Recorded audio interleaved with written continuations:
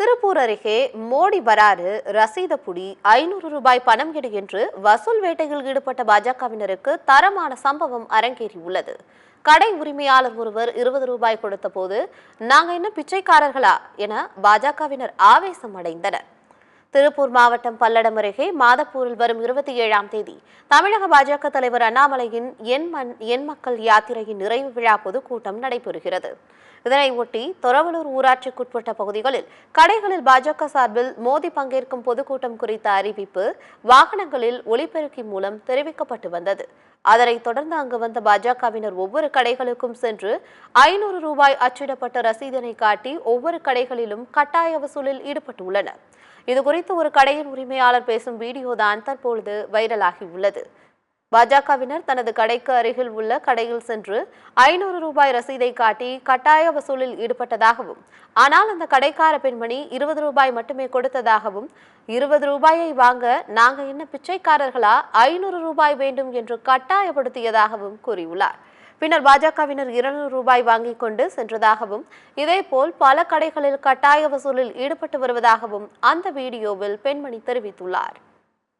இங்க இருந்து இங்க அனௌன்ஸ்மெண்ட் ஓடிட்டே இருந்துச்சு.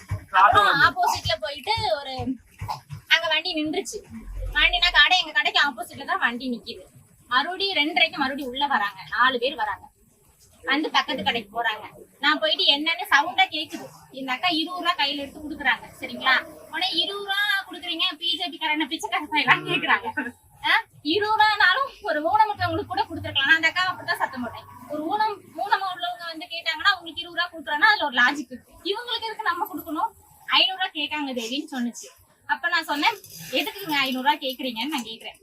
தலைவர் வராதுங்க. தலைவர் வராருன்னா மக்களை பக்கம் வராரு, அவர்கள் மக்களுக்கு கொடுக்கணும் இல்லைங்களா? நம்மகிட்ட வந்து கேக்குறாங்கன்னா அது என்னங்க தலைவர், அப்படி ஒரு தலைவர் நம்ம எங்க ஊருக்கு தேவையில்லைங்க, அவங்களுக்கு போக சொல்லுங்க நான் சொல்லிட்டேன். சரிங்களா? நான் இப்படிதான் நான் சொன்னேன். சொன்ன உடனே அந்த கடையில மறுபடியும் ஓனர் இல்லைன்னு அந்த அக்கா சொல்லுது.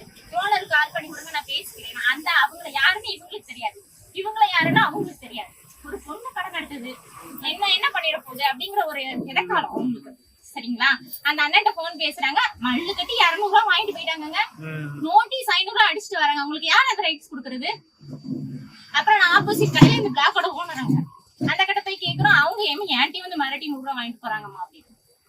பேக்கரி காரங்கிட்ட கூட அவன் வெளியில இருந்து வந்திருக்கான். அவனுக்கு வந்து இந்த மாதிரி கூட அவனால ஃபைல் ஷூட் பண்ண முடியாது. நான் அங்க போய் கேள்வி கேட்கறேன்ட்டு என் கடைக்குள்ள வராம அந்த ஆள் போயிட்டாரு.